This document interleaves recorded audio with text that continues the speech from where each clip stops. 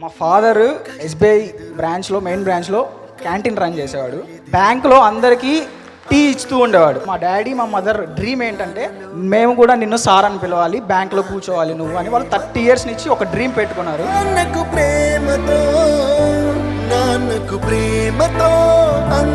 నేను అది మైండ్లో పెట్టుకున్నాను. మా బ్రదర్ తన బీటెక్ అయిపోయిన వెంటనే ఈవెన్ వాడు చదువుకోవడానికి వెళ్ళాలి, కానీ నా ఇంట్లో ఫైనాన్షియల్ స్ట్రగుల్స్ అన్ని వాడు చూసి నేను వర్క్ చేస్తాను, నీకు ఫైనాన్షియల్గా సపోర్ట్ నేను అక్కడ పంపిస్తాను అలా చెప్పి వాడు 2 years నా కోసం వెయిట్ చేశాడు. దానికి నేను చాలా థ్యాంక్ఫుల్ ఉండాలి మా తమ్ముడికి.